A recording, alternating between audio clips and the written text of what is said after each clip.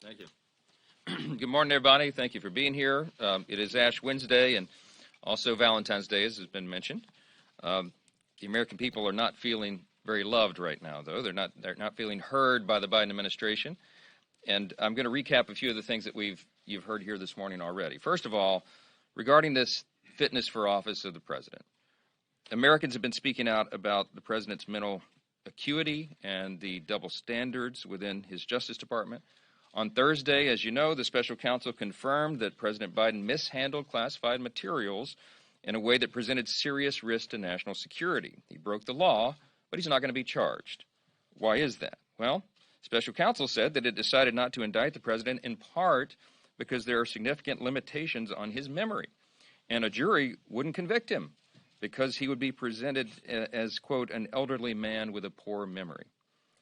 That did not inspire confidence among the American people. It's of great concern to us.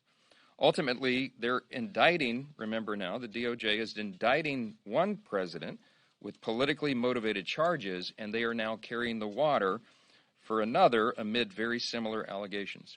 A man too incapable of being held accountable for mishandling classified information is certainly unfit for the Oval Office. And everyone in this room, if you just ask yourself that question, you will come to the same conclusion.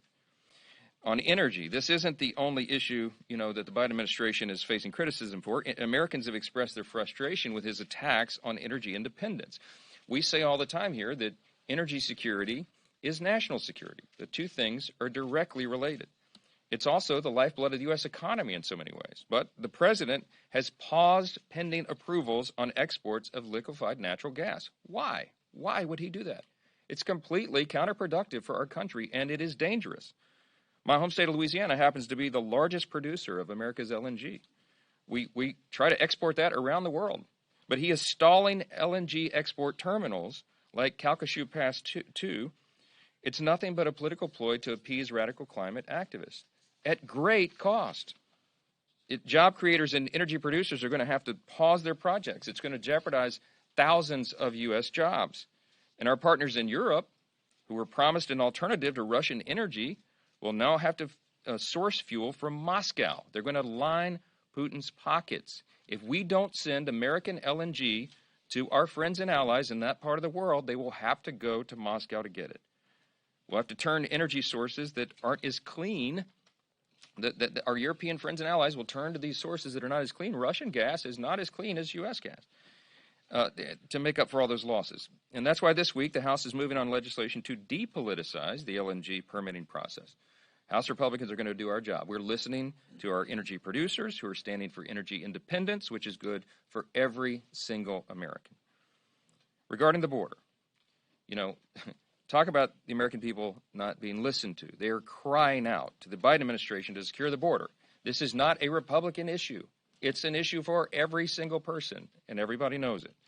We know the stories of children being poisoned by fentanyl and cities being overwhelmed by migrant surges. We know House Republicans have shown that we are listening to and holding the administration accountable for this catastrophe. We're listening to the people. We're taking action to hold Biden accountable. Last night, the House voted to approve articles of impeachment against Secretary Mayorkas. Desperate times call for desperate measures. We had to do that. He has abdicated his responsibility, he's breached the public trust, and he's disregarded the laws Congress has passed. But much more has to be done, of course, to secure the border. And what the Senate produced this week is silent on that issue. Senator McConnell and I have spoken about this in frank sessions, and let me be clear here again this morning. The Republican-led House will not be jammed or forced into passing a foreign aid bill that was opposed by most Republican senators and does nothing to secure our own border. It's time for Washington to start showing some love to Americans. On Valentine's Day, this is a good day to point this out. We need to listen to the American people and their needs and take action. And that's why House leadership will continue to govern with Americans' interests at heart. With that, I'll take some questions.